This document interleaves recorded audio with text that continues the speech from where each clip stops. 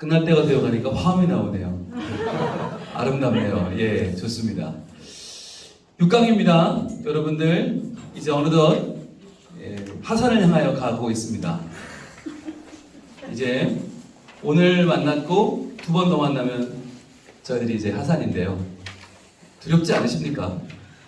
여러분 이제는 배우고 싶어도 못 배우는 시간이 찾아오고 있습니다.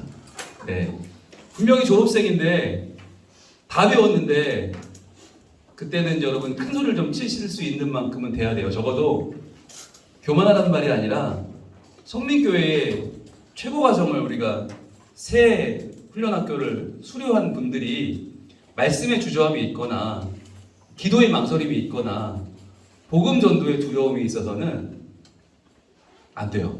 그러니까 우리가 정말 지금부터는 더욱더 기도하는 마음으로 한 시간 한 시간을 여러분 참여하셔야 됩니다. 그래서 오늘부터는 본격적인 실습이잖아요. 저희들이 12강 할 때는 한 명씩 나와서 이렇게 서로 바라보며 전도했었어요. 예. 물론 쓴 걸 여기 갖다 놓고 했지만 그래도 거의 외워서 했어요. 이렇게 전도했었어요. 그러면서 우리가 자리에서 막 뭐라고 했었어요. 그래야 전도가 되겠냐? 이루어지겠냐? 또 자세로 해봐라. 그러면서 막 전도에 복음의 내용이 없다. 감흥이 없다. 좀 더 이렇게 열정적으로 해봐라. 막 그랬었어요. 안 믿으시네? 네. 그래서 여기 울고불고 했었어요. 저희. 그러면서 전도가 됐어요. 그러면서 전도가 정말 열렸어요. 처음에 버벅대고 뭐 못하겠어요. 뭐 그러던 분들이 다 나와서 했으니까 발표가 아니라 그냥 다 나와서 한 명씩 서가지고 1대1로 진짜 배운 대로 했었어요. 그게 실습이었어요. 그게 우리 반의 마지막 졸업과제였어요. 졸업과제. 근데 이제는 코로나 이후로 그렇게 하면 못 견디는 사람들이 돼버렸어요. 그리고 저도 그렇게 못 시키는 강사가 돼버렸어요. 너무 안타까워요. 8주의 과정으로는 도저히 그렇게 할 수가 없어요. 그래서 제가 너무너무 아쉽지만 그렇게 졸업과제를 못하고 지금 여러분이 하고 계신 구약 성경으로 복음을 증거하는 것, 그리고 이번 주에 하게 될 신약 성경으로 복음을 전도하는 것으로 우리가 이제 마지막 졸업과제를 대신하고 있습니다. 안타깝죠? 네, 매우 안타깝죠? 그렇죠? 네, 다 나와서 한번 이렇게 서서 해봐야 되는데 이렇게 진짜 해보면서 근데 그럼 진짜 마음이 정말 다르다니까요? 그냥 글로 쓰는 거랑 말로 이렇게 하는 건 달라요. 근데 사람을 세워놓고 하면 정말 달라요. 그 옆에 있는 사람이 막 그러거든요. 빨리 해주세요. 막. 저 약속 있어요. 가야 돼요. 네. 왜 이렇게 오래 걸리세요? 막 이러거든요. 그럼 정말 앞에서 땀을 뻘뻘 흘리고, 그러면서 전도했었어요. 다. 그렇게 해서 모두가 박수로 오케이, 통과. 그러면 이제 들어가고, 인사하고 들어가고, 박수 안 쳐주면 커피를 사겠다는 둥, 뭐 내가 뭘 나겠대, 다과를 내겠다는 둥, 그리고 통과했었거든요. 여러분들 선배들이 그렇게 졸업을 했습니다. 그 마지막 과정 그렇게 마무리했었는데 여러분들 그때 전설이 됐습니다. 그랬던 분들이 다 지금 여러분을 보면서 비웃고 있고 아이고 저것들이 졸업생이냐 이러고 있는데 여러분 본때를 보여줘야 돼요. 우리가 그렇게는 못할 망정 지금 내가 쓰고 있는 이 과제 마지막 과제 2개는 진짜 전념을 다해야 되고 그리고 여러분 이번에 제일 힘들었던 게 그거잖아요. 본문이 없다는 거, 안 준다는 거. 본문을 내가 정해야 한다는 게 어렵잖아요. 근데 앞으로 여러분 생각해보세요. 졸업하면 누가 본문을 주겠습니까?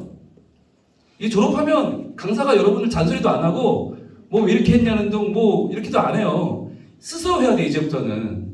그러니까 이게 졸업과제인 거예요. 여러분이 본문부터 정해야 돼. 내가 어느 본문으로 전도할 건가? 그리고 그 본문에 충실하게 전도를 했나? 그걸 스스로 점검해보고 조원들과 함께 체크해보고 그걸 반원들과 함께 내가 잘하고 있는지를 돌아보는 시간이 마지막이에요. 이제 이거 끝나면 앞으로 누가 여러분 잔소리도 안 해주고 누가 이거 제대로 했네 못했네도 아무도 안 봐준단 말이에요. 근데 지금 마지막이에요. 그러니까 오늘 여러분 하실 때 여러분이 정한 본문으로 4단계 큐티가 잘 됐는지 먼저 오늘날 우리의 문제와 상태를 제대로 지금 짚고 있는지 그죠? 요즘 얼마나 힘드세요? 정말 왜 또 비는 올까요? 이러면서 왜 이렇게 답답하고 어려울까요? 부터 시작해서 본문 속에도 성경에도 그런 이야기가 있는데 혹시 아셔요? 부터 시작해서 그런데 그때 그 하나님이 이렇게 역사하셨어요. 저는 그걸 믿어요. 오늘날 우리에게도 그 하나님이 동일하게 역사하셔서 분명히 당신을 일으켜주시고 우리를 하나님의 자녀 삼으시고 분명히 하나님 역사하십니다. 그러니까 우리 함께 믿읍시다. 라고 권유, 고백, 예화, 복합 다 써먹으라고 그랬잖아요. 전부 다 어떻게든 해서 이 네 개닥의 큐티를 활용해서 우리가 본문을 잘 소화하고 그 소화된 본문으로 상대방 마음을 두드리자. 여러분, 내가 얘기해서 복음을 전하면 내 책임이지만 하나님 말씀으로 복음을 전하면 하나님의 책임지십니다. 아멘. 그 배짱이 있어야 돼요. 하나님 적어도 오늘 제가 하나님 말씀을 묵상하고 말씀으로 전도했는데 하나님이 하셔야 되지 않습니까? 이런 정도의 배짱을 가져야 우리가 그때부터 한 영혼을 위한 기도를 할 수 있는 거지. 나는 말씀을 읽지도 않아. 나는 기도하지도 않아. 그러면서 내가 소화하지 못한 말씀을, 내가 기도하지 않은 말씀을 그냥 가서 복음 일합시고 교회 얘기하고 우리 모임 얘기하고 그렇게 해놓고 오라고 하니까 안 온다고 하나님 탓하면 안 되는 거잖아요. 그래서 적어도 저희가 이제 내 부담을 내려놓고 또 무조건 데려다가 목사님 알아서 해주세요가 아니라 정말 성령께서 그 마음을 인도하시기를 바라는 마음으로 우리가 성경으로 묵상하고 묵상한 대로 기도하고 기도한 대로 전하자. 그게 이제 완성 단계로 가는 겁니다.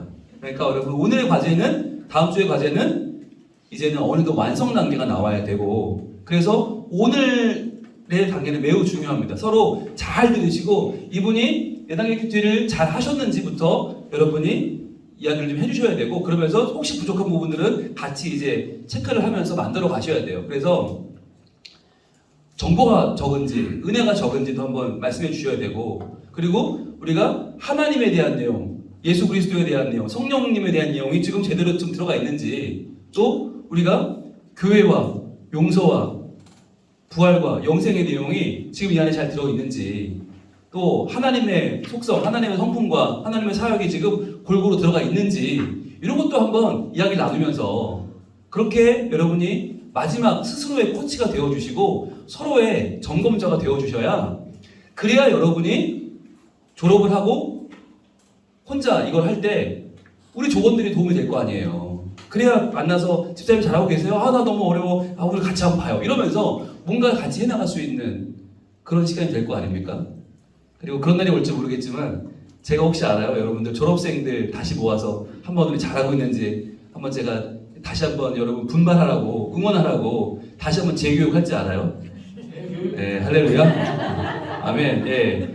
그러면 그런 자리에 여러분이 오셔서 잘하고 있는지 한번 여러분이 발표도 좀 하시고 네, 이렇게 해봤어요, 저렇게 해봤어요. 사례 발표도 좀 하시고 그러면서 여러분이 진짜 이 방법이 되더라. 정말 하나님께 의지하니까 말씀이 살아 역사하시더라. 여러분 이거를 여러분이 증명해내지 않으면 누가 하겠어요. 그러니까 여러분이 그것을 그냥 될 것 같아요, 될 거예요가 아니라 되더라고요. 정말 됩니다. 라고 하는 걸 여러분께서 그것을 이 자리에서 입증하시는 자리가 속히 오게 될 줄 믿습니다. 그렇게 되기를 기대하고 소망합니다. 자, 그날을 기대하면서 우리 같이 복습 보겠습니다. 먼저 6번째 제목 볼게요. 복음전도와 신약성경. 오늘 신약에 대한 내용 나눌 거고요. 이름 쓰시고요.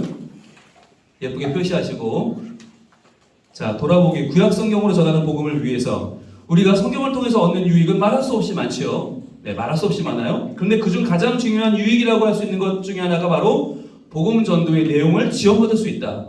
밑에 줄을 쳐보세요. 복음 전도의 내용 동그라미 하시고 복음 전도의 내용을 지원받을 수 있다. 이거 굉장히 중요한 거예요. 우리는 어떻게 하고 있죠? 복음을 전한다고 하면서도 실제로는 복음이 아니라 뭐래요? 교회의 시설, 교우관계, 편의시설, 교인 개개인의 호흡으로 목회자의 인품 등을 내세워서 유도하는 경우가 많은데 이는 엄격히 말해 복음 전도가 아니다. 그렇죠. 우리는 교회 홍보를 하는 경우가 많고 모임에 대한 나 우리 모임 너무 좋아. 우리 성교회 너무 좋아. 우리 구역 너무 좋아. 이런 식으로 그냥 좋아. 사람이 좋은 거죠. 그런데 그렇게 끝나면 그 사람이 오면 좋고 안 오면 내가 성장하는 게 없는 거죠. 그냥 나의 기분, 취향에 그냥 취해 있는 거니까. 그러나 진정한 복음 전도는 전도 대상자뿐 아니라 복음을 전하는 사람의 신앙과 삶에까지 영향을 미친다. 이게 중요하죠. 밑줄 한번 쳐보세요. 진정한 복음은 복음을 전하는 사람의 신앙과 삶에까지 영향을 미친다. 여러분 이게 중요해요. 이게 복음으로 사는 이유, 말씀으로 전도하는 이유예요. 왜 말씀을 굳이 우리가 묵상하고 복음을 전해야 되는가? 그 과정 속에 내가 은혜를 받고 그 과정 속에 내가 하나님을 알게 되고 그 과정 속에 내가 말씀에 자신감이 차오르는 거예요. 다시 말하지만 이게 얼마나 효과가 있었느냐, 얼마나 그 사람의 마음이 열렸느냐, 그건 내가 할 수 있는 영역이 아니라고 그랬어요. 나는 말씀으로 증거하는 게 내 영역이다. 그래서 구약 성경에는 뭐가 나와요? 하나님의 창조와 언약이 나오죠.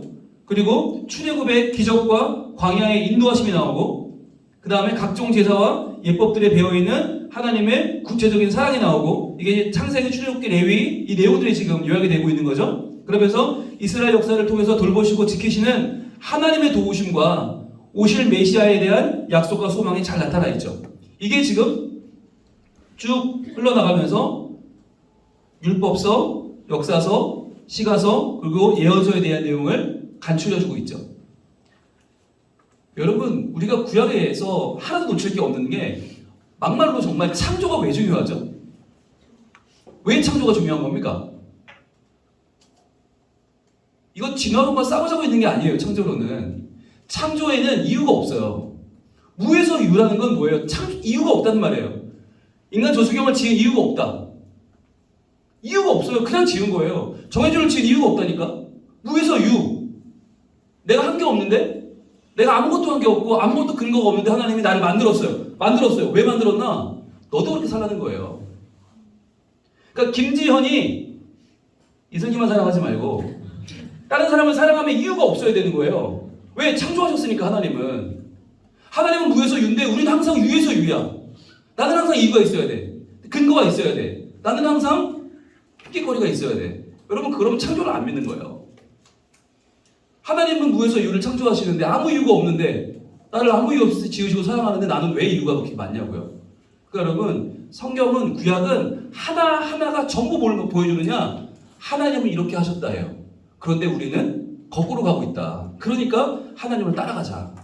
하나님이 하신 길을 가자. 그게 이제 구약이에요. 그래서 우리의 가는 발걸음을, 그 방향을 돌리라고 말씀하시는 게 구약이고, 그래서 구약의 모든 내용들은 뭘 보여주나? 하나님이 당신에게 어떤 일을 행하시는지, 하나님이 당신에게 왜 중요한지를 계속해서 보여주고 있는 책이에요. 그래서 구약 성경에서 복음을 전할 때 제일 중요한 부분은 그거죠. 하나님이 당신에게 어떤 분인가. 그래서 지난주에 우리가 각 책의 내용을 정리하면서 그 오른쪽에 뭘 했어요? 거기에 중심 사상들이 무엇이 있는지를 뽑았잖아요. 전부 뭐예요? 하나님이 당신을 창조하셨다. 하나님이 당신을 인도하신다. 하나님이 당신의 예배를 받으신다. 하나님이 당신을 끝까지 보호하신다. 전부 뭐예요? 하나님이 당신을이에요. 그러니까 우리가 그 하나님의 살아계심과 역사하심에 집중해서 전도를 하다 보면 어떻게 되겠어요? 내가 믿음이 좋아질 수밖에 없죠. 전도 왕이 되라는 소리가 아니라 그 전도를 통해서 내가 하나님을 더 알게 되고, 하나님을 신뢰하게 되고, 하나님을 의지하게 되고, 하나님 믿게 되고, 그럼 나는 점점 성장하게 되고, 나는 점점 낮아지게 되고, 하나님 점점 높아지게 되고. 여러분, 그게 얼마나 행복한 거예요. 그러니까 여러분이 전도를 하겠다고 하면서 내가 성장하지 않는 전도는, 저는 그건 매우 손해보는 짓이다. 내가 성장하지 않는데 무슨 전도를 하고 무슨 영혼을 건져요. 나는 악만 남아서 그냥 어떻게든 해내려고만 하는 마음, 그 욕망이잖아요. 결국 내가 이만큼 전도했어. 그거 하나 하려고 돈 들이고 시간 들이고 애정을 쏟는, 그건 손해보는 짓이다. 그건 바보 짓이다. 오히려 전도하면 내가 성장하고 전도하면 내가 하나님을 알게 되는 방법은 바로 이 방법밖에 없다. 저는 지금까지 목회하면서, 뭐 길지 않은 목회생활 30년 하면서 제가 내린 결론이에요. 다른 방법은 없다. 찾아가서 차 사주고 밥 사주고 통 사정해서 교회 데려오는 건 100번 해봐야, 그래 100번에 한 번은 성공하겠죠. 그러나 그 100번에 한 번을 위해서 우리가 너무 많은 시간과 열정을 너무 소모하고 그거 하면서 남는 게 뭐가 있어요? 악밖에 더 남아. 그리고 맨날 하나님한테, 하나님 왜 나는 전도를 못해요? 내가 전도를 왜 안 돼요? 하나님 왜 내 말을 안 들어주세요? 하나님 왜 저한테 전도되는 꼴을 못 보세요? 이거밖에 안 남는 거예요. 그러니까 여러분, 그러지 마시고 내가 먼저 말씀을 깊이 묵상하고 거기서 깨달은 하나님의 놀라운 음성을, 하나님의 사역과 성품을 우리가 있는 그대로 전하자. 그러다 보면 듣는 자와 전하는 자가 함께 성장하고 함께 믿음이 좋아지고 함께 하나님과 동행하게 되고 하나님을 가르치는 방향대로 걷게 되는, 하나님의 구약을 주신 이유가 내 안에 이루어진다고 하는 것입니다. 네, 그래서 여러분들 다시 한번 네, 제가 왜 이렇게 강조가 오늘 잔소리가 길까요? 끝날 때가 되니까 이분들을 졸업시켜놓고 제가 잠을 잘 수 있을까 걱정인 거예요. 자야 되지 않습니까? 그죠? 예, 여러분 아무리 8주 시대가 됐다 하지만 12주에 밀리지 않게 우리가 해내야 되지 않겠습니까? 할렐루야. 네, 될 줄로 믿습니다. 저는 네, 하나님 살아계시기 때문에 여러분의 역사하시는 하나님께서 분명히 하실 줄로 믿습니다. 자, 이제 복습 구약 성경의 내용을 자, 네, 요 위에 좀 남았군요. 이러한 구약의 내용을 잘 이해하고 묵상하여 복음 전도에 활용할 수 있다면 우리는 더욱 성경적인 신앙생활을 영위하는 하나님 나라의 복음 전도자가 될 것이다. 할렐루야. 될 것이다. 아멘. 네, 여러분 이대로 될 줄로 믿습니다. 자, 복습입니다. 구약 성경의 내용을 활용한 전도 메시지 만들기. 이름, 본문, 중심사상 그리고 대상을 여러분들이 쭉 들으시면서 발표하시고 그 중에 한 분이 나오셔서 발표하시면 되는데 오늘 순서는 연락조, 간식조, 한영조, 중고조 순서가 되겠고요. 또 발표하실 때 뭘 먼저 말씀해 주시냐면 조원들이 선택한 본문이 어디인지를 네, 말씀해 주시고 그런 다음에 본인 걸 발표해 주시면 되겠습니다. 자, 그럼 지금 시간이 제 시계로 23분인데요. 50분에 뵙겠습니다. 50분에 이 자리에서 뵙도록 하겠습니다. 네, 자리로 들어가 주시기 바랍니다. 자, 조별모의 해보셨나요? 네. 해보니까 어떠셨어요? 좋죠. 오늘따라 박수 환호가 무척 크더라고요. 네. 그 뜻은 곧 네가 나가라 그거죠? 네가 제일 잘했으니 네가 나가라. 제발 나는 안 된다. 그거죠? 네. 굉장히 오늘따라 열화 같은 박수가 막 조별로 터져 나와서 제가 깜짝 놀랐는데, 네, 좋습니다. 여러분 오늘 정도 되면 이제 기말 과제 수준이기 때문에 네, 제일 잘하는 분이 나오시면 됩니다. 네, 돌아가면 나오지 마시고 제일 잘했다. 아, 이분은 장학생이다. 아, 이분이 우리의 졸업의 수준이다. 봐라. 뭐 이런 정도면 좋아요. 네. 자, 그러면 오시겠습니다. 먼저 나오시면 우리 조원들이 택한 본문 장절까지는 아니어도 되고요. 어느 책을 골랐다. 그 정도만 말씀해 주시고 자기가 전도한 메시지 발표하시면 됩니다. 먼저 연락조 모시겠습니다. 나와주시죠. 감사합니다. 정원민 기자님. 자, 먼저 어느 책 고르셨는지부터.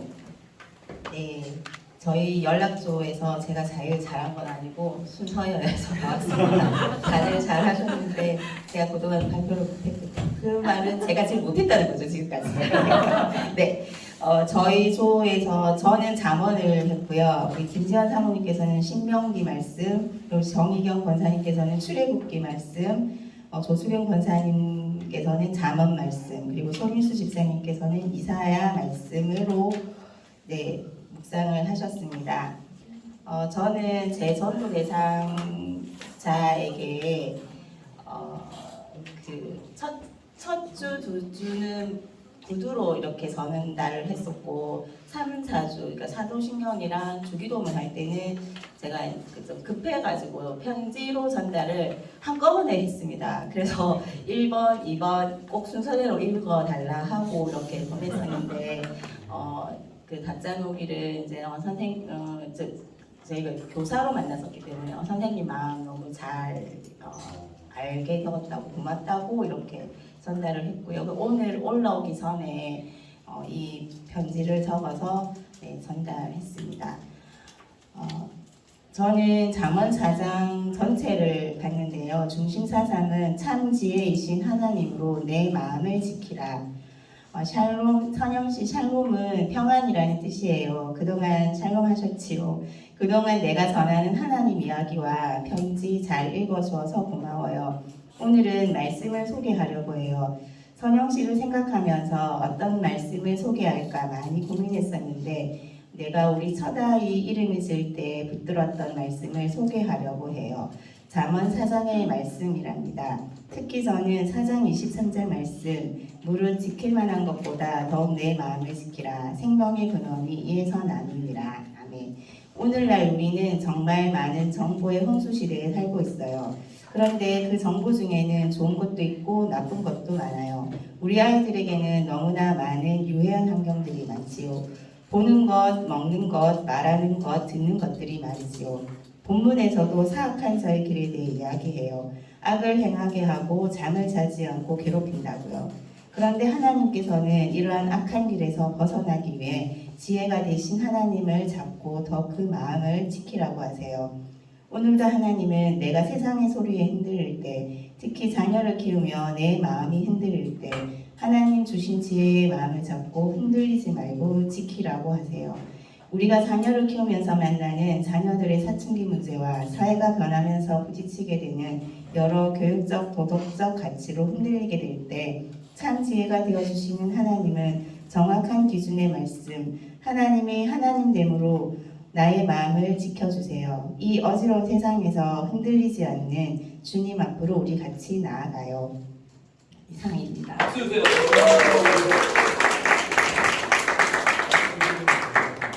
어떠셨어요? 일단은 전달을 했다는 게 이게 진정성이고 힘이죠. 그렇죠? 여러분 절대로 허공에 대고 쓰는 메시지는 좋을 수가 없어요. 그런데 내가 어떤 사람의 마음에 품고 그 사람에게 맞는 말씀을 전하려고 고민을 하고 그리고 어떤 말씀을 전하면 그분이 이 말씀에 반응할까를 고민하는 것부터가 전도예요. 여러분 그런 부분에 있어서 굉장히 저는 좋았고 그리고 굉장히 새로운 접근이었다. 참 지혜가 되신 하나님을 선생님으로 만났으니까 선생님으로 만난 사이니까 아무래도 조금 더 지식적인 부분, 지혜에 관련된 부분에 더 관심이 많으실 것이고 그런 부분에 집중하고 있는 그분의 삶을 배려하면서 접근한 부분이 아주 좋았지 않았나. 그래서 너무 막 격정적이지 않지만 잔잔하지만 충분한 내용을 잘 담고 있고 내당의 큐티를 매우 잘하셨다라고 생각이 되고요. 왜 배웠는지가 잘 드러나는 강사를 기쁘게 하는 그리고 잠언 4장을 주신 하나님도 기쁘셨을 것 같다. 잠언 4장을 우리가 그냥 읽고 하나님 저도 지혜롭게 해주세요가 끝나는 게 아니라 참 지혜이신 하나님을 만나보세요. 야 이거 정말 하나님께서 오늘 밤에 참 좋아하시겠다는 생각이 듭니다. 정희석에게 박수 한번 드리겠습니다. 고맙습니다. 고맙습니다. 세 번째로 환영 좀 나와주시죠. 김영 목사님.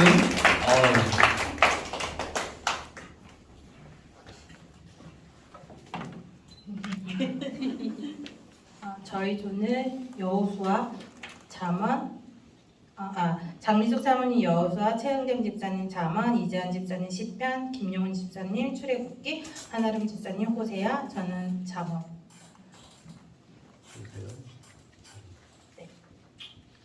잠언이 둘이네. 네.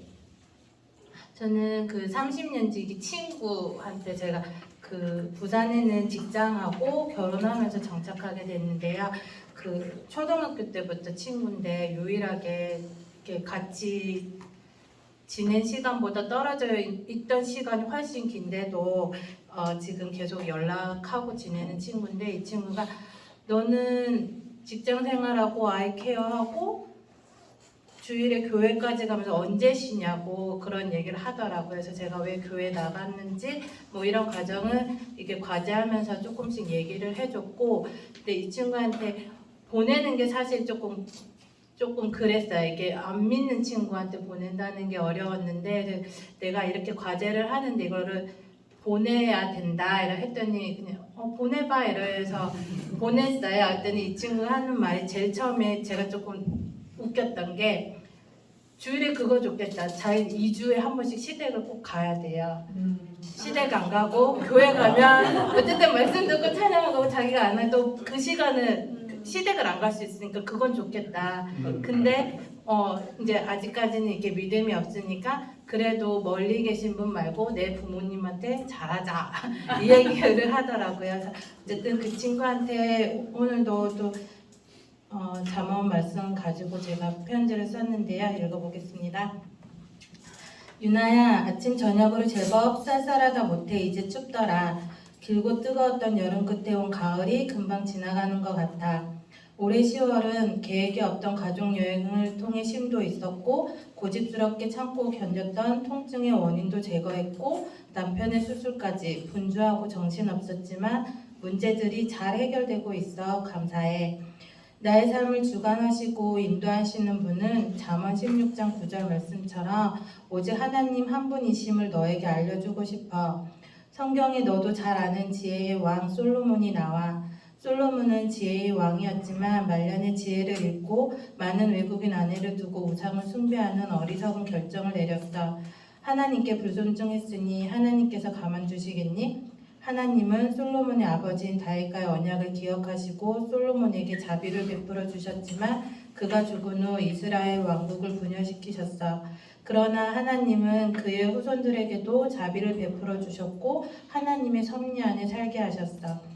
나는 내가 나의 치료에 대해 기도로 하나님의 뜻을 묻지도 간구하지도 않았고 오로지 나의 고집대로 행하려다가 큰 코 다칠 뻔했어.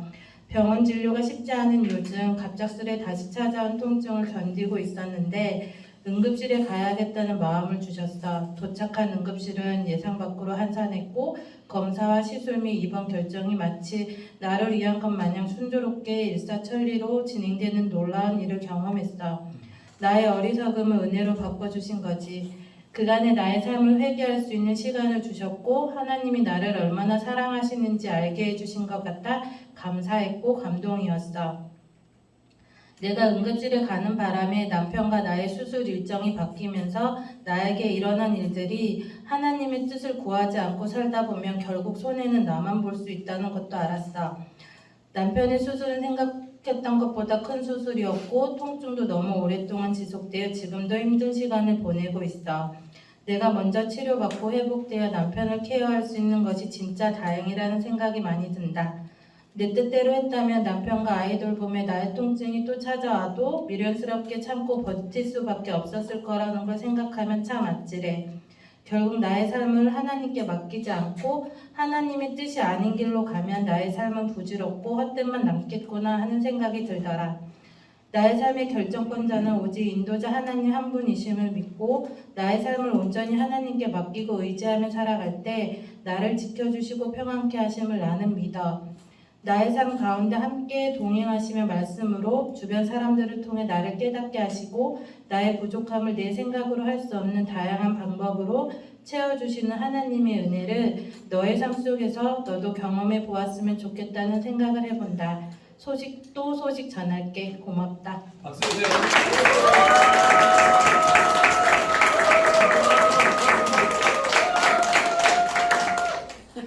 그 자기 저러고 박수 크게 치지 마세요. 네, 물론 좋습니다. 예, 자기 저한테 안 치면 누구한테 치겠어요, 그죠? 네, 좋았죠? 예, 왜 좋았을까요? 진정성. 여러분, 전도의 진정성은 무엇과 바꿀 수 없습니다. 네, 아무리 청산 유수로 써 내려가도 그게 그냥 글로 끝나면 아무 능력이 없어요. 전해질 때, 한 사람의 마음을 두드릴 때, 그럴 때 참 그 마음이 열리는 거거든요. 아직은 그 친구분이 부모는 가깝고 하나님은 멀게 느껴지지만 그러나 곧 하나님이 훨씬 더 가깝게 계시다는 걸 이번 또 메시지를 통해서 우리 친구의 그런 아픔을 하나님이 인도하시고 치유하시는 과정을 또 만나면서 부모는 먼데 하나님은 가깝네? 이런 마음을 또 갖게 될 줄로 믿습니다. 네, 박수 한번 주시죠. 감사합니다. 자, 이제 마지막으로 중보도 나와주시죠. 박은희 목사님.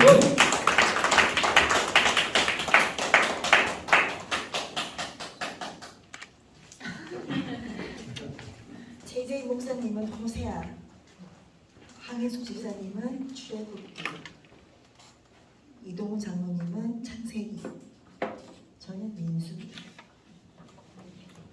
제 친구는 47년간 친구입니다.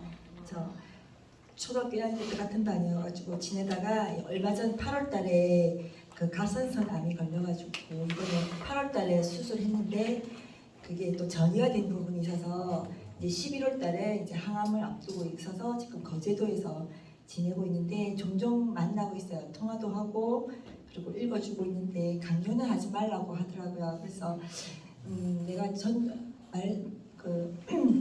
위로하는 거는 그냥 누군가 너를 위해서 기도하고 있다. 우리 성민교회에서 너를 위해서 기도하고 있다고 전해주고 있습니다. 승정아, 오늘도 체력 키우기 위해 열심히 운동하고 약도 꼬박꼬박 잘 챙겨 먹고 있지? 벌써 2024년도의 끝자락 11월이라니 올해는 특히 시간이 빨리 지나가는 것 같아. 11월 달에는 항암 치료가 있어서 그런지 늦가을 바람이 제법 차갑게 느껴져. 승정이에게는 비록 차가움의 계절이 시작되었지만 마음만 따뜻한 봄이었으면 좋겠다.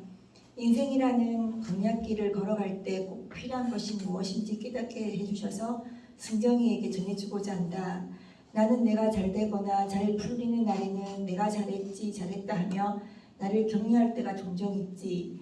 내가 그것을 잘 선택한 것이고 내가 잘한 것이라고 스스로를 칭찬하는 것이다. 그런데 돌이켜보면 이 세상에 나고 잘하는 거 모두 나 스스로 한 것이 없어. 모든 것이 하나님의 은혜인데 때때로 무언가를 선택하기 어려운 순간이 오거나 가야 할지 멈추어야 할지 들려주시거나 멈춰야 할지 결정하기 힘든 순간이 올 때 답답하고 두렵기도 하지. 그럴 때 하나님께서 정답을 들려주시거나 확실한 무언가를 보여주셔서 인도해 주시면 참 좋겠다 생각을 하지만 현실은 그렇지 않음을 우리는 경험을 통해 알게 된다. 애굽의 종살이를 마치고 광야로 나온 이스라엘 수백만 명이 광야에서 증거의 성막 앞에 떠오르는 구름과 불의 역사를 통해 인도함 받은 은혜의 이야기를 해줄게. 땡볕에 수백만 명이 물도 없이 이동하면 얼마나 고달프겠니? 더 이상 못 가겠다고. 그러나 구름 기둥이 계속 움직이면 가야 하고 또 구름 기둥이 멈추어 서 있는 시간이 길어지면 길어질수록 사람들은 왜 안 가냐? 빨리 가자. 가만히 있으면 뒤처지고 실패한 것 같고 불안감에 시달리고 초조하고 그래도 구름이 움직이지 않으면 일주일, 한 달, 1년 기다려야 하는 훈련을 거쳤어. 태양이 뜨거운 낮 동안에는 구름이 성막 위에 머물렀고 저녁이 오면 불 모양이 성막 위에 나타났어. 하나님께서는 이렇게 낮과 밤마다 구름과 불을 통해 이스라엘 백성들과 함께 하신다는 것을 보여주셨어. 어두운 밤에도 불을 밝히시는 걸 보며 하나님의 세심한 배려와 사랑을 느꼈을 것 같아. 이스라엘 백성들이 광야 여정 중에 원망과 불평으로 제 가운데 거할 때도 있었으나 그들을 향한 하나님의 인도하심과 보호하심은 변함없으셨어. 이스라엘 백성들처럼 주님의 말씀에 구름을 따라 살아가기로 결단할 때 하나님께서 주시는 축복과 평안을 누려보지 않을래? 광야의 이스라엘 백성들을 인도하셨던 하나님은 여전히 우리의 삶에도 함께 계시며 매주일 주어지는 말씀과 예배를 통해 삶의 방향성을 바로잡게 되고 앞이 보이지 않는 나날을 걷다가도 하나님의 말씀이 삶에 비춰지는 순간 어둠이 더 이상 두려운 존재가 아님을 고백하게 된다. 승정아, 항암 치료 앞두고 두렵고 막막한 상황이지만 어디에선가 너를 위해 기도해주고 하나님께 속한 사람들은 각자 다른 삶을 살아가지만 그리스도를 중심에 두고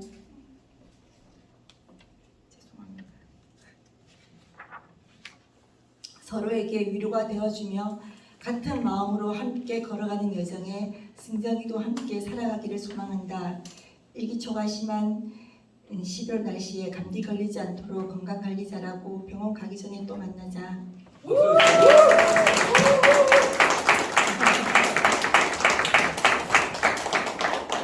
우리가 여기서 알 수 있는 건 이분은 분명 교회학교 교사다라고 하는 걸 알 수 있어요.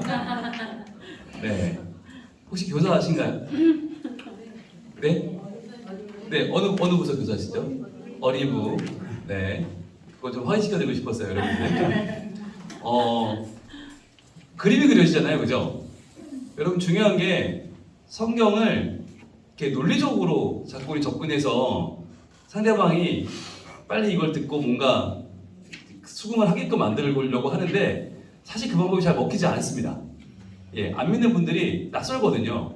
근데 지금처럼 이야기로 그림을 그리듯이 이렇게 접근하면 상대방이 성경이 어려운 얘기가 아니네 라고 하는 그 사람들 얼마나 답답했을까 힘들었을까 라고 하면서 나도 그런데 여러분 이런 마음에 공감대가 형성이 될 때 성경이 들어가는 거지 무조건 이거 중요한 말씀이니까 잘 들어 똑바로 앉아 이렇게 얘기하면 잘 안 먹혀요. 근데 지금 박은영 집사님처럼 정말 이야기를 하듯이 편안하게 아이들한테 이렇게 성경을 풀어주듯이 하면 훨씬 더 상대방이 편안한 마음으로 들을 수 있겠다.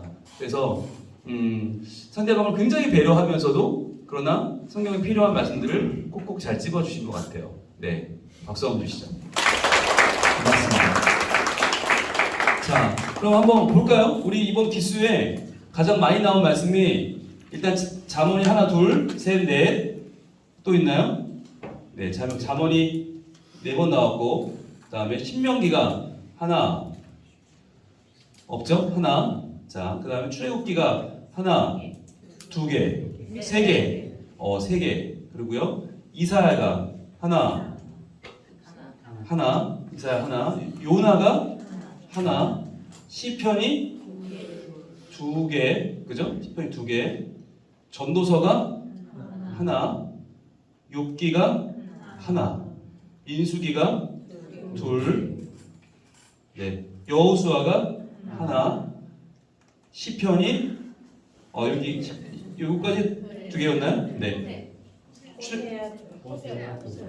네. 출애굽기 해서 호세아가 하나, 둘, 호세아가 2개. 그다음에 창세기가 하나. 자, 그러면 우리 사기에서 제일 많이 나온 말씀은 잠언이네요. 네. 박수 한번 주시죠. 제가 그랬죠? 기수마다 조금 다르다고. 네. 잠언이 내용이 많이 나왔다는 건 어떻게 해석할 수 있을까요? 그만큼 우리 시대가 진정한 지혜를 갈구하고 있다. 갈 길을 모르고 방황하는 인생들이 많다라고 하는 거 우리가 알 수 있죠. 네. 1기 때는 시편이 압도적으로 많았습니다. 네. 시편이 많았어요. 왜일까요? 이때 시편 23편 강의를 제가 1년 반 했어요. 네, 이때는 처음부터까지 시편이었어요. 시편이 아니면 말을 걸지 마라. 이런 분위기였어요. 네, 그래서 1기는 거의 시편으로 도배를 했었고요. 2기가 조금 놀라운데 2기가 어떤 말씀이었을까요? 2기 의외의 말씀이 아니 창세기나 출애굽기는 분량이나 많지 시편은 분량이 많으니까 뭐 많이 나올 수밖에 없잖아요. 그런데 2기 때는 전도서가 제일 많이 나왔어요. 네, 압도적이었어요. 그래서 이거 놀랍다. 어떻게 맞춘 것도 아니고 어떻게 전도서가 그렇게 많이 나오지? 그러니까 이 당시에 이 사회적인 분위기가 굉장히 헛헛하고 공허하고 네, 의미를 잃어버린 시대를 그때 살아가고 있었다라고 저는 생각이 되는데 전도서가 나왔고요. 3기는 뭐였을까요? 3기는 정말 분량이 적은 책이 1위를 했습니다. 정말 분량이 적은 책. 힌트. 네, 아니 구약에서 분량이 아주 적은 책이 1등을 했어요. 네, 정답은 요나서입니다. 요나서는 단 4장밖에 되지 않아요. 4장도 한 장이 굉장히 짧아요. 10절 내외의 4장짜리 40절 어간의 책이 1위를 했습니다. 그래서 지금 분홍 목사가 요나서 강의를 하고 있습니다.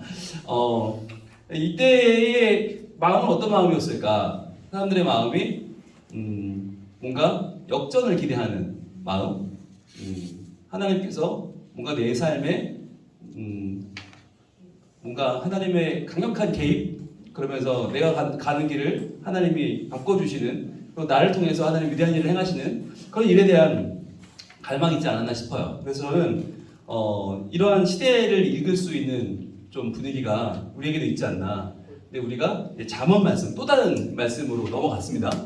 저는 다음 기수는 또 어떤 말씀을 가지고 복음을 전하게 될까 궁금증을 가지면서 오늘 이제 여러분들 첫 페이지 아래쪽 보시면 구약 성경에 대한 비기독교적인 접근 방식이 나와요.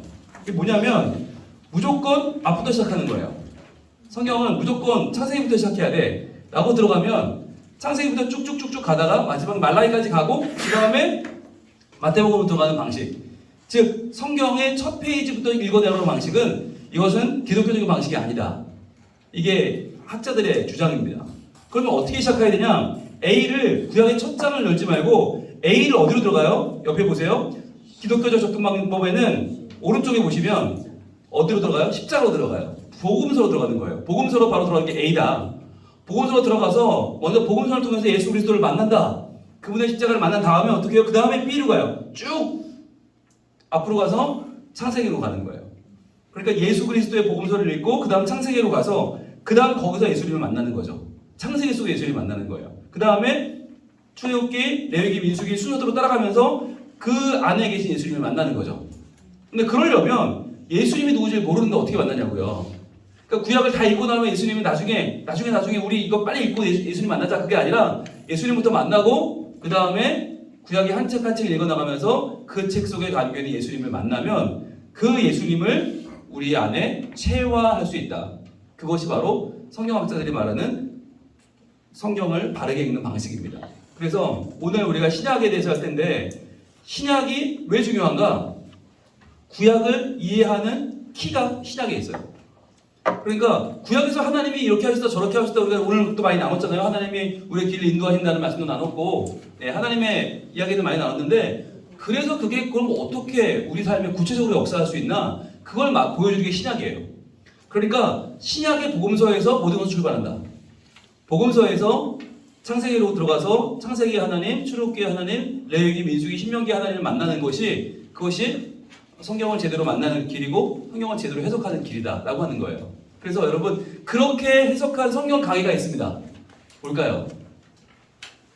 하루 한 장입니다. 답이 딱 바로 이렇게 이번 기수는 뭔가 수상해. 짠 것 같아. 네. 앞기수들은 하루 한 장을 한참 하고 있을 때 제가 강의를 했기 때문에 그분들에게는 답이 바로바로 나왔었어요. 그런 적이 있었어요. 네. 네. 뭐 수월했던 적이 있었답니다. 저도 강의하기가. 네. 근데 뭐 요즘은 그러네요. 네.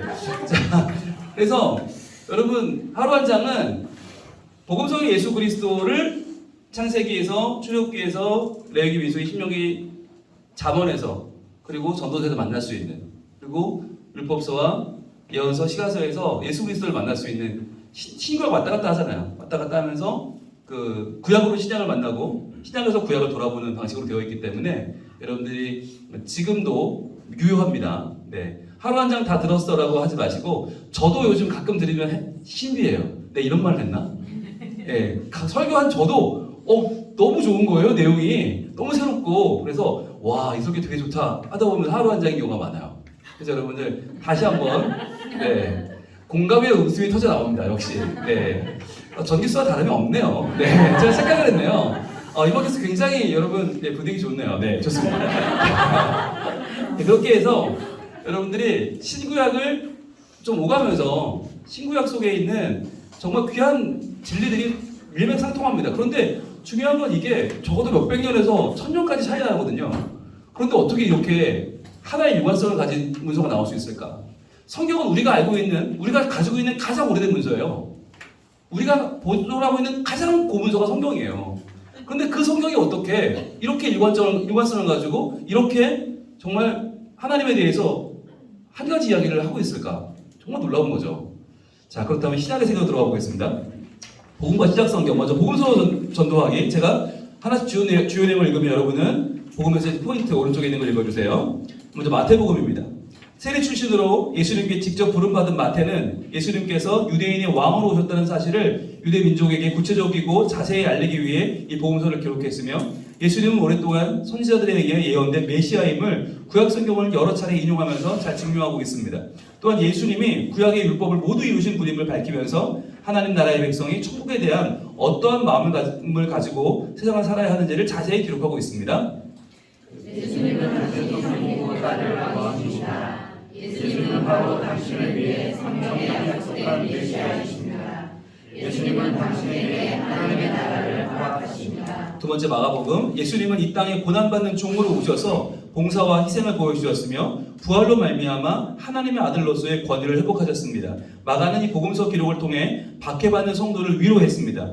갈릴리 어부 출신의 제자 베드로의 증언을 그 제자 마가가 옮겨 적은 것으로 전해지는 마가복음은 가장 단순하고 명확한 필체로 기록되었습니다. 예수님은 당신을 구원하러 오셨습니다. 예수님은 당신을 위해 십자가를 지셨습니다. 예수님은 당신의 죄를 위해 죽으셨습니다. 세 번째 누가복음, 의사 출신이면서 사도 바울의 주치의로 선교 여행에 동참했던 저자 누가는 예수님이 질병과 죄로 고장나고 변질된 이 세상에 치료자로 오셨다고 전하고 있습니다. 예수님은 성령의 역사를 통해서 여인과 어린이와 병자와 소외되고 가난한 자들을 찾아오신 사랑의 하나님이십니다. 누가는 하나님이신 동시에 완전한 인간이라는 사실을 밝힘으로써 불완전한 인간들, 죄인들의 구주임을 이방인들에게 말하고 있으며 그들의 믿음을 굳게 하고 있습니다. 예수님은 당신을 위로하시는 분입니다. 예수님은 당신의 아픈 마음을 잘 아십니다. 예수님은 당신의 죄의 문제를 온전히 해결하십니다. 네 번째 요한복음입니다. 예수님을 사랑하는 제자였던 요한은 예수님이 하나님의 아들이며 곧 하나님 자신임을 계속해서 강조하고 있습니다. 하나님의 아들에 대한 지적, 영적 확신을 강조하고 있으며 자녀를 향한 하나님의 사랑과 그리스도인들 간의 사랑을 말하고 있습니다. 요한은 특히 다른 공관복음서들과는 달리 예수님의 어머니 마리아를 모시면서 오랜 대화를 거쳐서 복음서를 정하기 때문에 듣고 적은 심도 있는 이야기를 펼쳐냅니다. 그래서 예수님께서 스스로 나는 양의 문이다, 나는 선한 목자다, 나는 부활이요 생명이다, 나는 길이요 진리요 생명이다, 나는 포도나무요 너희는 가지다 등등 메시아로서의 자의식이 담긴 나는 무엇이다 라는 이 표현이 가장 많은 것이 특징입니다. 예수님은 당신을 위해 목숨을 거는 선한 목자이십니다. 예수님은 당신을 변화시키시는 하나님 자신이십니다. 예수님은 당신을 위해 모든 것을 내어주십니다. 예수님은 당신을 구원하십니다. 아멘. 여러분, 일단 이 네 복음서가 여러분이 성경을 묵상하고 모든 성경을 대하는데 가장 중요한 시작입니다. 가장 중요한 포인트입니다. 자, 이 네 복음서가 필요한 이유는 각각 보여주는 예수님이 다르기 때문인데요. 마태복음 밑에는 왕이라고 적으세요. 왕. 예수님은 왕이십니다. 왕이 있으면 뭐가 있어야 돼요? 하나님 나라. 그래서 천국에 대해서 강조하는 책이 마태복음이에요. 마태복음 왕에 대해서, 천국에 대해서 말하는, 그러니까 우리가 천국 백성으로서 어떻게 예수님을 따라가야 되는가? 우리 삶의 토대가 드러나야 되겠죠. 그게 하나님 나라의 법이고, 그게 산상수훈입니다. 그래서 지금 우리가 수요예배 시간에 마태복음 강의를 하고 있는데, 계속 반복되는 말이 뭐냐면, 하나님 나라, 천국, 그리고 그분의 백성, 그리고 그분의 백성이 어떻게 살아야 되는가거든요. 즉 왕이신 예수 그리스도. 자, 마가복음은 밑에 쓰세요. 종으로 오신 예수님이에요. 종이라고 하는 개념은 고난받는 종이에요. 그러니까 우리를 위해서 십자가를 지기 위해서 오신, 피를 흘리기 위해 오신 예수님, 우리를 위해 우리의 모든 죄를 피로 씻어주시는 예수님이 마가복음. 그러니까 가장 십자가의 구원, 피의 구원을 강조하는 책이 마가복음이고, 세 번째 누가복음은 치유자죠. 치료하셔 오신 분, 바로잡으러 오신 분. 그러니까 누가복음에는 약자들이 많이 나오죠. 여자, 환자, 힘없는 사람, 불쌍한 사람, 아이들이 많이 나와요. 누가복음에는. 그리고 요한복음은 쓰세요. 하나님 자신. 예수님은 하나님 자신이다. 예수님은 어떤 그 역할을 하러 온 게 아니라 하나님으로 오셨다. 그래서 그분은 하나님과 동행하시고, 그러니까 하나님이라고 설명하니까 하나님이 누구야 모르잖아요. 그러니까 나는 선한 목자다, 나는 양의 문이다 등등의 자기를 표현하는 표현이 많아요. 왜? 알아들어야 되니까. 하나님이신 그분을 어떻게 우리가 이해할 수 있어요? 그러니까 하나님 스스로가 예수님이 자기 말을 해주시고 그것을 요한이 어머니 마리아를 모시며 들었던 이야기들을 적고 있다. 그래서 여러분들이 복음을 전할 때도 포인트는 예수 그리스도가 당신의 인생을 주관하는 왕입니다로 할 거냐, 아니면 예수님이 당신을 구원하기 위해서 오신 십자가를 지신 분입니다로 할 거냐, 아니면 예수님이 당신의 인생을 바로잡고 고치십니다로 할 거냐, 아니면 예수님이 하나님이니까 우리는 그분만 믿고 따라야 된다, 그분의 영광을 구해야 된다로 할 거냐. 그 네 가지 초점을 가지고 마태, 마가, 누가, 요한을 잘 여러분이 이해하시면 신약 전체를 이해하는 데 도움이 되고 나아가서 구약까지 이해하는 데 도움이 됩니다.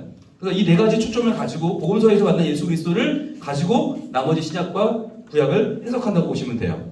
자, 그리고 페이지 2번 역사서로 전도하기 사도행전입니다. 성령님을 받은 그리스도인과 그들의 공동체인 교회가 예수님의 명령을 수행하는 과정을 보여주고 있습니다. 성령의 임재로 교회가 생겨났으며 교회의 사명은 복음을 모든 땅끝까지 널리 전하는 것이었습니다. 유대인들에게 시작된 복음의 역사는 이방인과 헬라인을 넘어 모든 인류에게 영향을 미치는 복음의 좋은 소식이 되었습니다. 예수님은 당신을 위해 구원하셨습니다. 성령님은 복음의 역사로 당신과 세상을 변화시키십니다. 자, 서신서로 들어갑니다. 로마서. 사도들로부터 직접 가르침을 받지 못한 로마 교회에 기독교 신앙의 기본 교리를 체계적으로 설명하고 있습니다. 여기에는 인간이 스스로 극복할 수 없는 인류의 죄와 현 상태, 이를 극복해내는 사랑의 원천이신 예수님의 구원받은 자의 삶 등이 나타납니다. 예수님은 당신의 죄가 되고 우리를 사랑하셔서 자기의 몸을 거두셨습니다. 그 사랑은 누구도 부인할 수 없습니다. 고린도전서 고린도 교인들의 범한 교리적 도덕적 잘못을 바로잡고 성도로서 가져야 할 삶의 원리인 사랑과 순결 그리고 소망과 희생의 자세를 제시하고 있습니다. 예수님은 당신의 분열과 다툼 가운데서도 온전히 높아지시고 당신을 하나님께 하십니다. 고린도후서 거짓 사도들의 사주로 고린도 교회 성도의 일부가 바울의 사도권을 부인하게 된 때에 사도 바울은 고린도후서를 통해 사도 바울의 사도권과 전파된 복음의 정당성을 변호하고 있습니다. 예수님은 당신의 공부와 연약함에도 불구하고 당신을 가치 있는 사도로 만드십니다. 갈라디아서 유대주의자들의 행함, 할례와 율법을 강조하여 갈라디아 교회를 미혹할 때 오직 믿음을 통해서만 구원을 얻는다는 진리를 강조하고 있습니다. 예수님은 당신의 이름을 통해서 당신을 구원하십니다. 에베소서 그리스도의 몸인 교회가 어떻게 생성되었으며 어떻게 발전해 가고 있는지를 보여주면서 교회의 몸인 성도는 세상을 회피하거나 세상에 섞여 사는 삶이 아니라 진리를 전파하는 자임을 말하고 있습니다. 예수님은 당신을 하나님의 몸된 교회의 일원으로 부르십니다. 빌립보서 바울은 옥중에 있지만 대내외적으로 어려움을 당하는 빌립보 교회에 기쁨의 권면을 합니다. 이러한 기쁨은 그리스도를 위한 고난을 기뻐하는 역설적인 신앙에서 나오는 것입니다. 예수님은 당신이 기뻐할 단 하나의 이유가 되십니다. 기뻐하십시오. 골로새 교회에 침입한 각종 이단 사상을 막기 위해 바울은 그리스도의 탁월성과 충족성을 거듭 말하면서 그리스도 안에 거할 것을 말하고 있습니다. 예수님은 당신이 구원을 얻는데 충분하고 가치 있는 조건이 되십니다. 데살로니가 전서 그리스도의 재림을 소망하는 성도들은 모든 생활에 있어서 거룩함을 회복해야 될 것을 말하고 있습니다. 예수님은 당신을 구원하기 위해 반드시 다시 오십니다. 데살로니가 후서 그리스도 재림의 시기에 대한 오해로 발생한 문제를 해결하기 위해서 바울은 재림의 징조와 재림을 대비하는 삶에 대해서 이야기하고 있습니다. 예수님은 성경의 약속대로 다시 오셔서 당신을 온전히 일어나십니다. 디모데전서는 바울이 젊은 디모데에게 보내는 구체적인 목회 지침으로 성도들을 진리로 인도하기 위해 경건을 강조하고 있습니다. 예수님은 당신이 진리를 따라 살 수 있도록 도우십니다. 디모데후서 2차로 투옥된 바울은 디모데에게 복음 사역의 완수를 위해 끝까지 충성할 것을 권고하면서 인내와 말씀, 성령의 능력의 필요성을 말하고 있습니다. 예수님은 말씀을 통해서 당신을 깨닫게 하십니다. 디도서 바울은 그레데 교회에 있는 젊은 디도에게 기독교의 기본 교리를 전하면서 옳은 행실은 올바른 신앙이 전제될 때 가능함을 말하고 있습니다. 예수님은 당신의 헌신을 통해 영광을 받으십니다. 빌레몬서 바울은 빌레몬에게 오네시모를 용서해 줄 것을 부탁하며 오네시모가 용서받을 때 유익한 자가 될 것을 말하고 있습니다. 예수님은 당신을 온전히 용서하시고 당신이 용서할 힘을 주십니다. 히브리서 기독교가 유대교보다 우월하며 복음이 율법보다 우월함을 확고히 논증하고 모세와 예수님을 비교하면서 성도들로 하여금 고난을 이기고 그리스도로 생각하면서 믿음의 순결을 지키도록 격려하고 있습니다. 또한 신앙의 선진들을 소개하고 이들의 믿음을 다시금 떠올리게 함으로써 신앙으로 현실의 어려움을 이기도록 응원하고 있습니다. 예수님은 당신과 세상 그 누구보다도 월등히 뛰어난 분이십니다. 예수님을 믿으면 당신은 하나님 나라뿐 아니라 이 땅에서도 승리로 얻게 됩니다. 야고보서 가혹한 협박의 직면에 있는 그리스도인들에게 믿음으로 고난을 이겨내고 그들이 소유한 믿음을 행위로서 적극적으로 드러내어 사랑과 화평의 규제를 회복하고 바른 신앙생활을 통하여 실천적 신앙을 회복하도록 권면합니다. 예수님은 당신의 마음으로 믿음을 보시며 살아가기를 기뻐하시고 원하십니다. 베드로전서 네로의 대박해 전에 소아시아 지역의 교회 성도들에게 그리스도 안에서 구원의 소망을 가지고 고난을 인내하며 고난 중에도 선행과 성결로 바른 신앙생활을 영위하도록 권하고 있습니다. 예수님은 당신이 고난 중에도 승리할 수 있는 소망의 이유가 되십니다. 베드로후서 배교와 거짓 교사들의 잘못된 가르침에 대한 경고와 영적 성숙, 구주 예수 그리스도의 은혜와 저를 아는 지식을 통하여 이단을 경계하도록 권하고 있습니다. 예수님은 당신이 바른 진리를 통해 구원을 얻게 하십니다. 요한일서 사도들이 전한 복음과 교훈인 그리스도는 신인 양성을 가진 구주시라는 것을 굳게 지키며 의와 사랑의 구체적인 실현을 통해 하나님과의 참다운 교제를 유지하도록 권하고 있습니다. 예수님은 당신이 하나님과 성도들을 사랑하도록 충분한 사랑을 부어주십니다. 요한일서 예수 그리스도의 성육신을 부인하는 모든 이단 사상을 경계하면서 그리스도의 복음에 근거한 바른 신앙을 정립하고 계명의 핵심인 사랑을 실천하는 삶을 살도록 권면하고 있습니다. 예수님은 당신에게 바른 신앙을 허락하시고 그 신앙 안에서 성장하게 하십니다. 요한 3서 가이오와 디오드레베를 비교해서 교훈하고 있으며 순회하면서 복음을 전하는 사역자들에게 잘 대접함으로 진리 안에 거하라고 권면하고 있습니다. 예수님은 당신이 평생도록 지켜나갈 진리의 이름이 되십니다. 유다서 영지주의자들의 육체적 저격주의에 따른 생활, 영적 권위 무시 등의 비경건한 삶을 지적하고 그리스도인들은 끝까지 신앙을 지키며 정결하게 살아야 할 것을 강조하고 있습니다. 예수님은 당신이 세상을 향하여 나가서 타락하지 않도록 당신을 지키십니다. 자, 보세요. 서신서가 로마서부터 유다서까지예요. 거의 다예요. 신약의 거의 다. 라는 말은 뭘까요? 복음서를 통해 만난 예수님을 전하는 방법이 뭐냐? 서신이라는 거예요. 서신. 이 당시에는 서신을 쓰는 것 외에는 방법이 없었죠. 전화가 있어요. 카톡이 있어요. 정보가 있어요. 아무것도 없어요. 그러니까 이들이 말로 하는 것 외에는 유일한 방법은 서신이었다. 근데 그 서신을 하나님이 그 편지를 성경으로 우리에게 전해주셨다는 건 뭘 의미합니까? 우리가 오늘날 복음을 전할 방법이 뭐냐는 거예요. 그게 오늘날의 서신이라고 할 수 있는 카톡이요, 전화요, 문자요, 이메일이요. 그게 오늘날 우리가 차를 마시며 나누는 대화입니다. 그러니까 신약의 대부분의 서신서란 이야기는 예수 그리스도를 전하면서 예수 그리스도가 우리 안에 살아나게 되는 거예요. 그러니까 신약은 복음서로 끝나도 아무 문제가 없어요. 예수님에 대한 4가지 증언이 왕이시고 종이시고 치유자시고 하나님 자신이다. 끝. 신약이 끝나도 되는데 왜 이렇게 많이 성경이 많나? 그걸 어떻게 전했는가를, 어떤 말로 전했는가를 계속 지금 보여주고 있어요. 게다가 여러분 서신서에 다 보면 뭐가 나와요? 구약이 엄청나게 나와요. 구약이. 왜 그렇게 나오나? 구약을 묵상한 사람들이 편지를 썼기 때문에 서신서 속에 계속 구약이 나오죠. 계속 나와요. 특히 히브리서 같은 경우는 거의 다 구약의 이야기들이에요. 그러면 이거 뭘 말하는 건가? 오늘날 우리가 복음을 전할 수 있는 방법이 뭐냐면 말씀을 묵상하고 서신을 전하듯이 이렇게 나의 신앙을 담아서, 나의 고백을 담아서 오늘날의 문제를 성경에서 어떻게 이겼고 그 하나님은 지금도 살아계셔서 어떻게 역사하시는지를 전하는 방법, 이것이 바로 우리가 전할 복음의 방법이라고 하는 것입니다. 그러니까 여러분들 왜 이렇게 서신이 많을까를 한번 생각해 보시면서 나도 하나님의 방법대로 복음을 전해야 되지 않을까. 여러분 그러려면 구호로 안 되는 거예요. 한 줄 문장 위에서 그걸로 밀어붙여도 안 되고 1, 2, 3, 4 외워가지고 그거 죽도록 폭발로 돌려도 폭발되는 게 아니에요. 전도는 말씀이다. 말씀을 소화한 자가 말씀의 사람이 되어 그 말씀을 풀어 상대방에게 전하는 방법 밖에는 복음이 전해질 방법은 없다는 거예요. 그래서 우리가 교회 자랑을 뛰어넘어서 우리가 인간적인 친밀함을 뛰어넘어서 나도 그도 함께 성장할 수 있는 길은 바로 말씀이다. 그래서 말씀 속에 발견한 예수 그리스도를 내가 말씀으로 녹여내서 말씀으로 전하는 것, 이것이 우리가 할 수 있는 가장 성숙한 방법이요 가장 하나님이 사용하시는 방법이다 라고 하는 걸 저는 다시 한번 확신하면서 여러분들에게 왜 이 시간이 기말과제고 왜 이 시간이 하산을 위한 준비 기간인가를 다시 한번 상기시켜 드리고 싶어요. 하나님의 방법에 동참하는 거예요. 우리는 뭐 사람들이 말하는 뭐 전도법 뭐 그걸 하나 더 우리가 만들자는 게 아니고 지금 전도법 이렇게 많은데 우리가 하나 추가할 이유가 없어요. 그게 아니라 하나님이 사용하셨던 방법을 우리가 한번 찾아보자는 거예요. 그래서 그 방법 그대로 우리가 한번 이 시대에 전도를 해보자. 그러면 우리가 이 성경을 받아본 사람들이 어떻게 되는지 모르잖아요.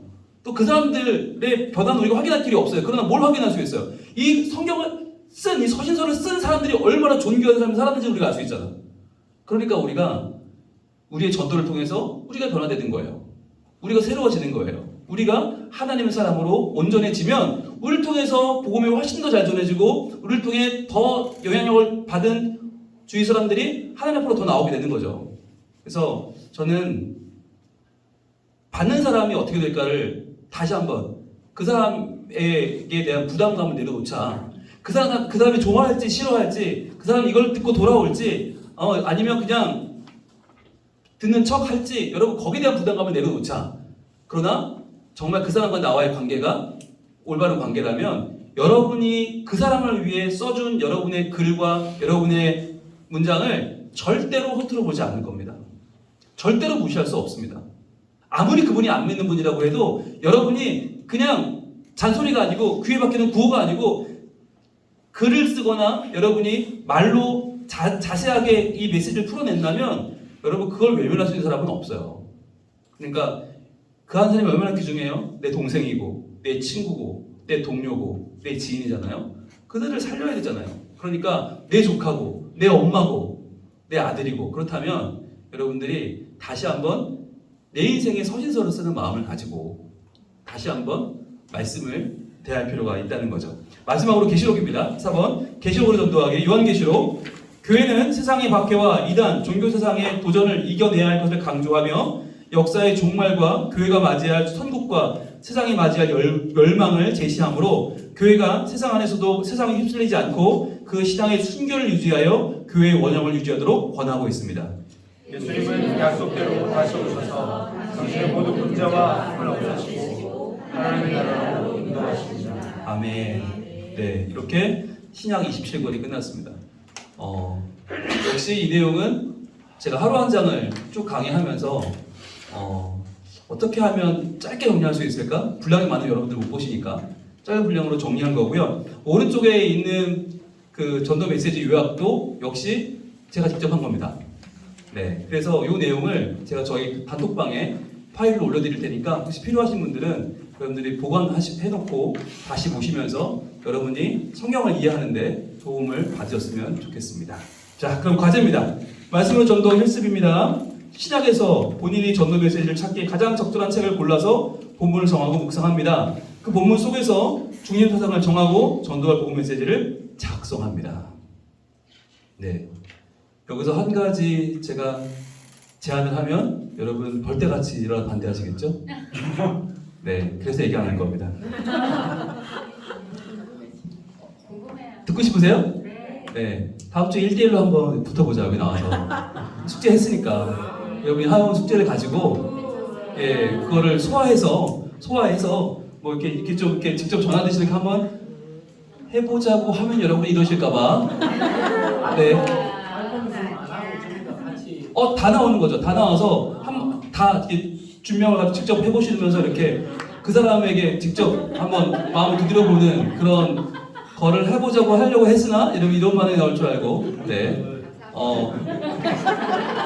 근데 하나 말씀드릴 수 있는 건 되게 재밌어요. 되게 재밌고 제가 아쉬운 건 그때 영상을 안 남겼어요. 그 당시에 영상을 안 남기는 시절이라 사진만 있어요. 근데 제가 사진을 여러분들 톡방에 올려드릴게요. 선배들의 사진을 좀 보시면 그 표정만 봐도 너무 생생해. 너무 막 어떻게 전도를 하려고 막 애쓰는 모습이 눈에 보여서 진짜 그 사진만 봐도 얼마나 이분들이 진심이다 라고 느껴지고 아마 여러분이 사기에 오신 걸 얼마나 다이어로 여기실지 네, 내가 1,2,2,3일 때 하던 게 얼마나 신의 한 수였는지 여러분 다시 한번 감사하는 시간이 될 줄로 알고 제가 몇 장 올려드릴 테니까 네. 그 신약도 똑같이 내단계 큐티를 네, 그렇습니다. 신약도 내단계 큐티가 기본이고요. 왜냐하면 기억 큐티를 하셔도 되는데 시간이 많이 걸리고 여러분이 뭐 원하시면 기억 큐티 하셔도 됩니다. 네, 원하시면 하십시오. 하셔도 되고요. 충분히. 그리고 기본적으로는 이 방법이 아무래도 여러분이 반복하기가 쉬워요. 그래서 여러분이 쓸 수 있는 무기를 만들어 드리기 위해서 하기 때문에 이 내단계 큐티를 기본으로 하는데 난 기억 큐티를 하겠다 그러시면 하셔도 됩니다. 네, 괜찮습니다. 자, 그러면 여러분들 시작의 말씀을 이번 주 분명히 어떻게 해야 된다고요? 복습하셔야 됩니다. 복습을 다시 한번 쭉 보시면서 아까는 시간 관계상 우리가 자세히 못 나눴던 얘기들이 포인트들이 담겨 있거든요. 여러분들 다시 한번 읽어보시면서 시작이 이렇게 구성이 되어 있고 이런 이야기들이구나. 대부분 서신서네. 그렇다면 내가 쓰는 이 메시지도 굉장히 중요하네. 하나님 이걸 통해 역사하시겠네 라고 하는 믿음을 가지시고 이 당시에 사도 바울도 뭐 야고보도 이게 어떤 역할을 할지 모르고 썼어요. 그런데 그게 전달이 됐잖아요. 예. 히브리서 쓴 사람은 누군지도 몰라요. 그래도 그 메시지 남아있잖아요. 그만큼 중요한 거예요. 그러니까 여러분은 잊혀져도 좋은데 이 메시지는 남을 수 있다. 그리고 궁극적으로 여러분이 성장한다는 걸 기억하시고 포기하지 말고 다음 주에 여러분 지난 2주간의 방학의 쉼을 잘 활용하셔서 체력도 좀 끌어올리시고 이제는 기분 좋은 마무리를 위해서 다음 주에는 대표 선수들, 오늘도 물론 대표 선수들이 나오셔서 너무 잘하셨는데 다음 주는 마무리로 이미 한 바퀴 돌았잖아요, 그죠? 다 돌았으니까 이제는 대표 선수가 나와서 주장들이 나오셔서 한번 주장 대 주장을 붙어보는 그런 마지막 기말고사가 되면 좋겠습니다. 자, 기도 마치겠습니다. 하나님 감사합니다. 오늘 6번째 시간을 통해서 저희들 구약을 어떻게 봤는지 돌아보고 신약을 어떻게 봐야 될지를 어떻게 말씀으로 전도할 수 있는지를 저희들이 상고해 보았습니다. 주님, 아직도 저희는 헤매고 아직도 저희는 익숙하지 않습니다. 그러나 지금까지 훈련한 것, 지금까지 배우고 익힌 것들을 다 동원해서 저희들이 마지막 과제를 할 때 정말 무엇보다 진정성이 담겨서 전할 수 있는 힘을 주시고 그 사람의 삶을 계속 묵상하면서 어떻게 말씀을 전하면 잘 받을 수 있을까? 어떻게 내가 말씀을 전하면 내가 성장할 수 있을까? 함께 하나님 나라 그 은혜를 누릴 수 있을까를 잘 고민하면서 저희들 이 과제를 잘 해낼 수 있도록 도와주시옵소서. 아멘. 주님, 마지막 과제입니다. 이 마지막 과제 저희들이 최선을 다하게 하시고 하나님께서 우리에게 능력과 지혜를 더하여 주시옵소서. 예수님 이름으로 기도합니다. 아멘. 수고하셨습니다. 감사합니다. 안녕히 들어가세요. 감사합니다.